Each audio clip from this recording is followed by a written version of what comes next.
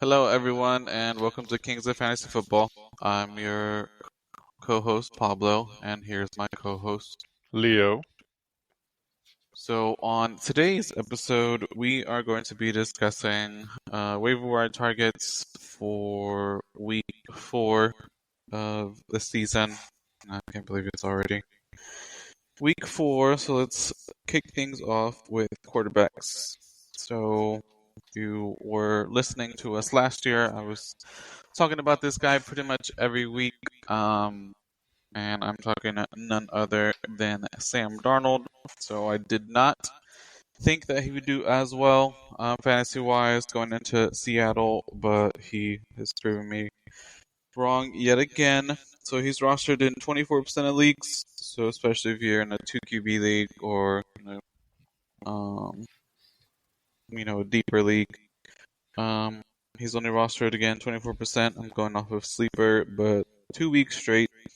He's gotten over 20 fantasy points, which you may not think is a lot, but I can assure you that it is because someone who I drafted much higher than Sam Darnold has not even given me 20-point weeks consistently. I'm talking about Kyler Murray. So, had I known that Darnold would have been better, definitely would have drafted Darnold. So, again, this is probably more for Superflex leagues, especially since we know the QB injury bug has been going around.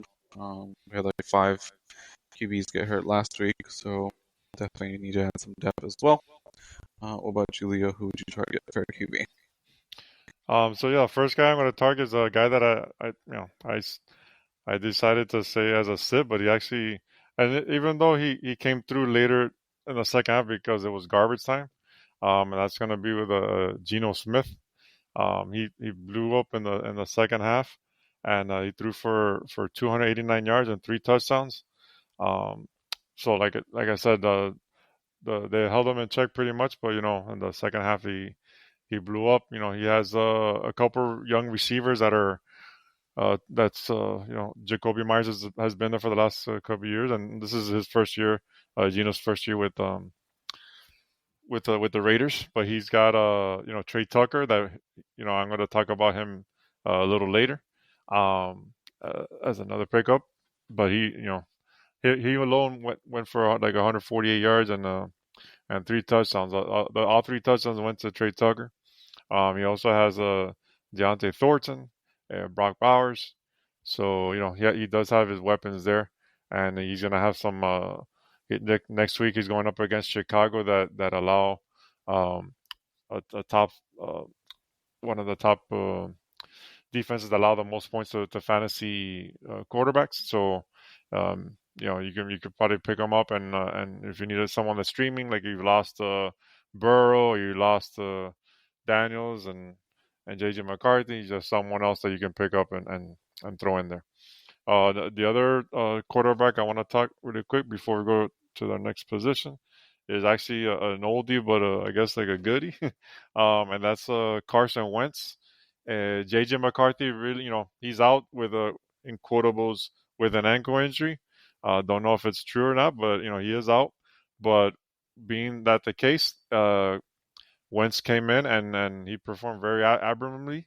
He does have obviously weapons there to uh, to with JJ Jetta and TJ Hawkinson. He finally got TJ Hawkinson involved. That JJ McCarthy has failed to even look Hawkinson's way. Wentz threw for 173 yards and a couple of touchdowns. So he had like I said, he kind of held back because that's all he really needed to do. He's only 8% roster. This is like a deeper league. Super flex 2 quarterback league that you might want to think about picking him up. Like I said, McCarthy, he has a sprained ankle. He's gonna miss a few games, so someone else to pick up in deeper leagues. Yeah, I don't think Carson was, he didn't sweat too much this last weekend because that defense really helped him out. But I agree. He did do well, all things considered. So let's move on to running backs. So the running back that I would target is going to be Kareem Hunt of the Chiefs. And the reason I would target him, we've seen now, the week before was QBs. Now it looks like it's running backs this past weekend. So you had Tyrone Tracy go down. You had James Conner go down. So I think that's probably why, um, we mentioned, especially if you're drafting some of these early, it'd be good to get a handcuff. Um, but Kareem Hunt is only rostered in 42% of leagues. He did score a touchdown against the Giants, but I would target him, just due to that fact that, if Pacheco were to miss any time, then it would immediately become Kareem Hunt as the workhorse. So if you have roster space, and it's not that he's just useless because he's still involved. But I think after week 3 he may get more involved. What about Julio? Who'd you target for running back? Well, first of all, this guy you have to look just to make sure he's not available in your leagues. He's 59% roster right now in sleeper, and that's Trey Benson, with James Conner out for the year, um, with a devastating knee injury. Um, Trey Benson is in line to be the workhorse all the way. If you have any fab, he's definitely worth going all in with that for him. So just make sure he's not available in leagues. Like I said, he is available, and he's only 59% rostered, and there's a chance that if you're in a shallower league that he might be available. So take a look at that. Going a little deeper, I actually everybody has been talking about Ja'Cory Grosky Merritt, but actually the one that I kind of played like him is actually Jeremichael McNichols. He's a veteran. He's been in the league for he has 8 years of experience. He's 12% rostered. He's been playing. He's been active as well all year long, but just been more like a special teamer. But he had 4 rushing attempts and had 78 yards and a touchdown. He blew up there for a 60-yard touchdown, which was pretty nice. Like I said, this is more for deeper leaguers that most of these young guys are that we've been looking for, talking about are gone, but someone to look at there. Also a little deeper is Corum, Blake Corum from the Rams. He's been getting more touches, going side by side with excuse me, with Kyron Williams. So take a look at that, see if he's available. He was the 28% roster, and if you want another guy to look at is the Oli Gordon from the Dolphins. He was getting a little bit more touch. He was under 10 points, fantasy points, but you're like in a deeper league, you never know. If you need some help, God forbid, Devon Chain gets hurt, he should be in line for a big as a bell cow, because even this guy that was Jalen Wright was finally healthy. There wasn't even, I think he even had a carry. So yeah, there's some guys to look at there and as a running back. Yeah, I was a little upset because I had Ollie, I think week 1, and then dropped him, and of course he scored. Once he's no longer on my team. Yeah. So, yeah, definitely with Trey Benson, he is gonna, immediately go into that starting role, and same thing with him. I had him and then dropped him. Moving on to receivers. The receiver that I would target is Eric Manor from the Titans. So two weeks in a row. So week 2 he had 15 fantasy points. Last week he had 13. He's only rostered in 50% of leagues, but he is looking like what should have been with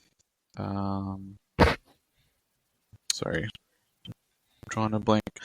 So the relationship that I thought he was going to have with Ridley, he's actually having it with A.O. Manor. Looks like the rookie quarterback at Ward and A.O. Manor, that connection is just getting stronger. And they have a very, very favorable matchup this week against the Texans. Looks like Stingley got hurt, so I don't know if he's going to miss any time. And, I've talked about it already. This is our secondaries, not as strong as our front seven. But that being said, again, 50% rostered, 2 weeks with a touchdown, and a favorable matchup. If you have roster space, definitely would pick up A.O. Manor for wide receiver. What about you? Yeah, that's a good pickup. I thought about getting him in a couple leagues. I just couldn't drop nobody, but yeah, definitely. I was trying to pick him up before the games last week, and he continued to produce, so definitely. So yeah, I'm gonna go with someone from the Chiefs. Um, they've been dealing with a lot of injuries there. With Xavier Worthy. Last week, the flavor of the pickup was Hollywood Brown. Then he hasn't produced really much after that first week.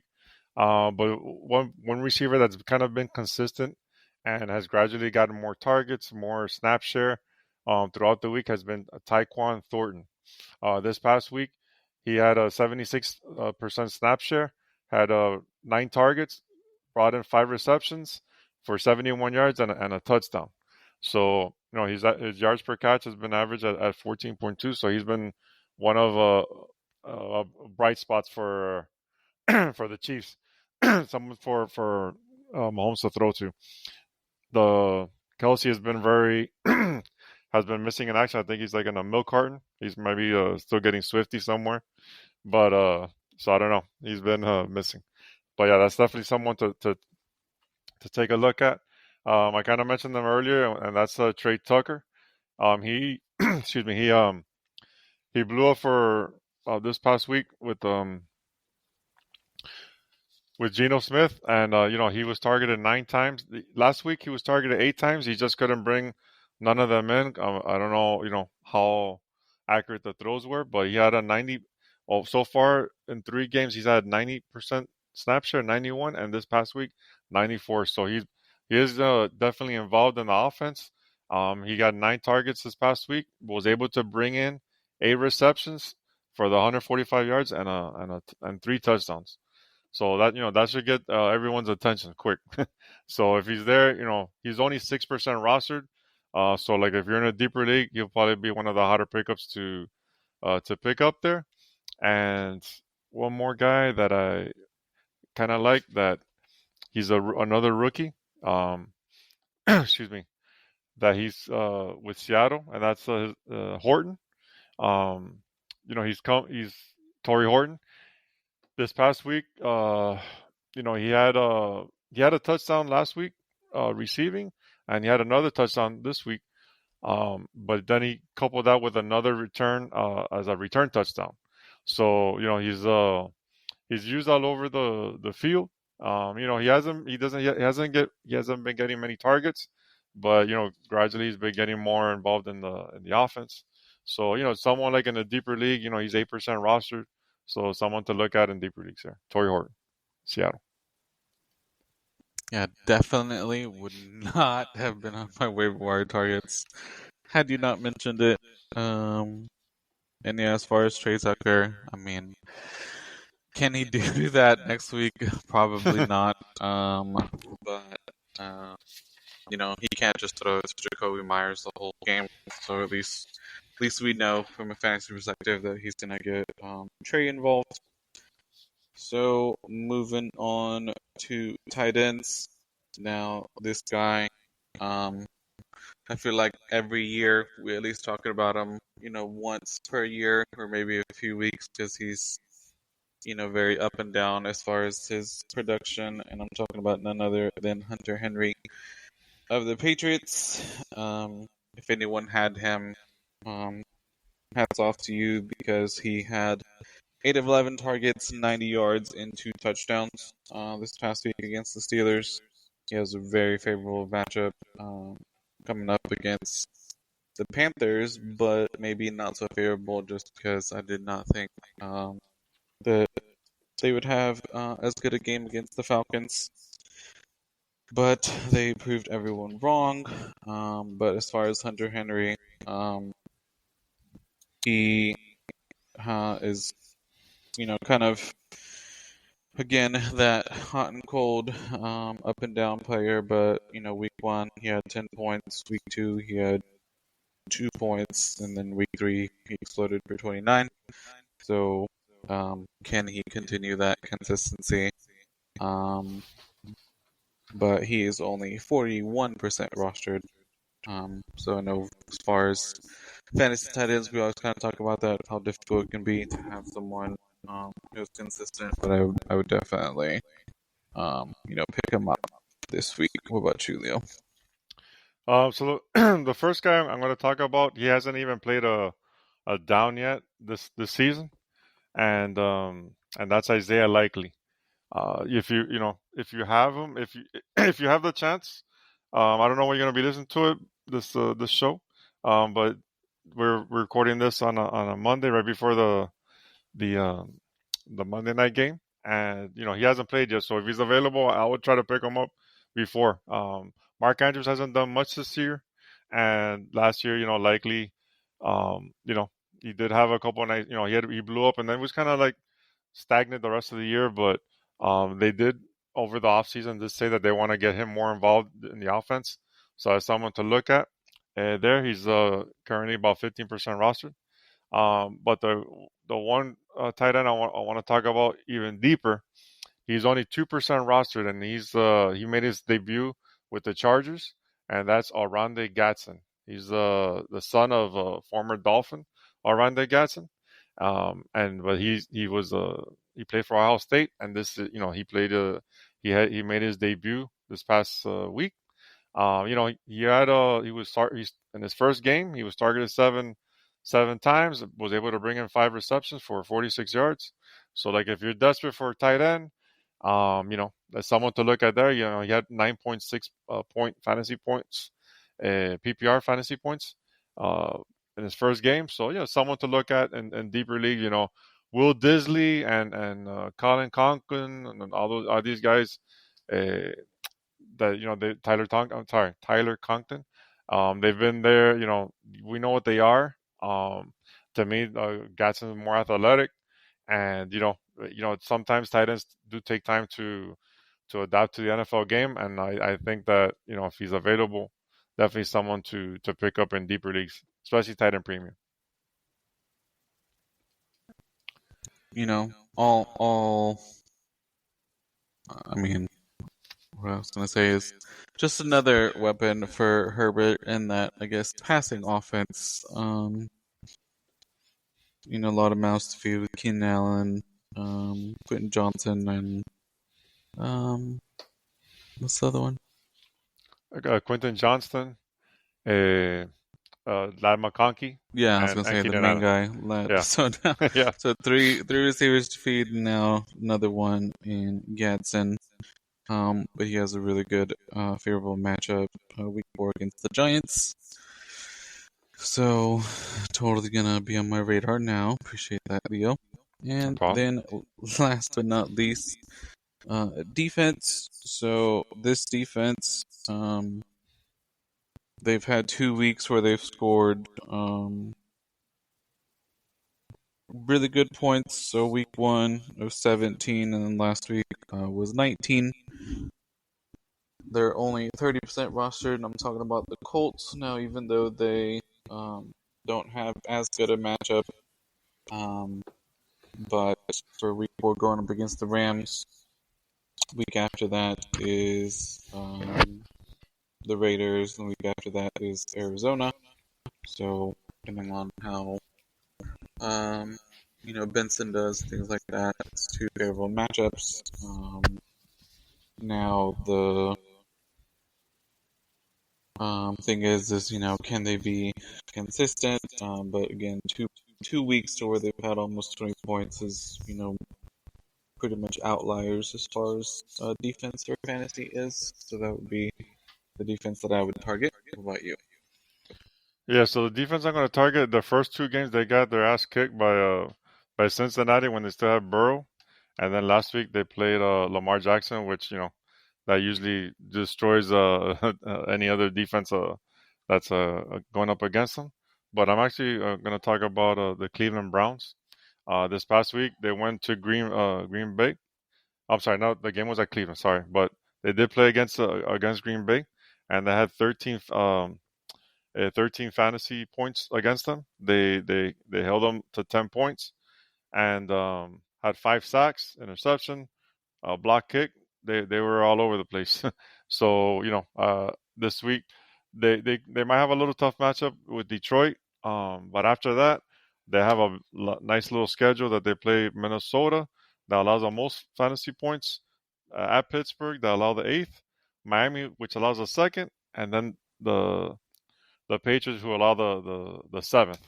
So after that, they got like four top 10 matchups against offenses that allow defenses to score. So yeah, just something to look at there.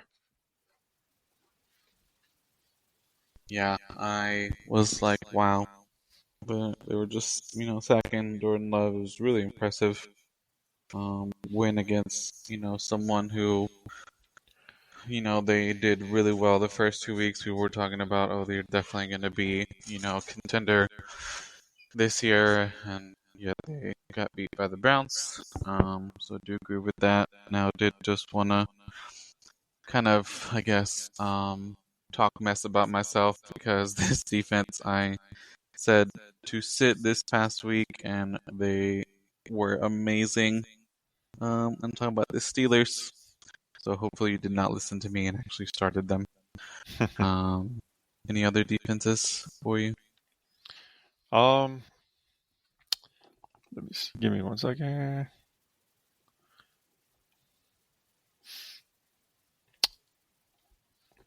Uh, yeah, obviously check to see if the Chargers defense is available. They're 49% rostered, and they play the Giants. Giants have been a little shaky, unless they're playing the Cowboys. That everyone's taking their time, taking them to town. But yeah, I would maybe look at the Chargers and stuff like that. Yeah, I picked up the Chargers for this week. They didn't do so hot, so maybe I'll keep them for Yeah, one more week. So again, this kind of wraps up our waiver targets for week 4. If you have any questions, you can reach me on X, and that would be at Archreaper, ARCHREAPR. Please give us a like, follow, share. Trying to get more listeners and the word out there. Leo, where can they reach you? yeah. If you have any questions, you can reach me on X at Smooth1074. Here to help. Any players to pick up, start sit. We're here to help. Thanks, everyone. Peace.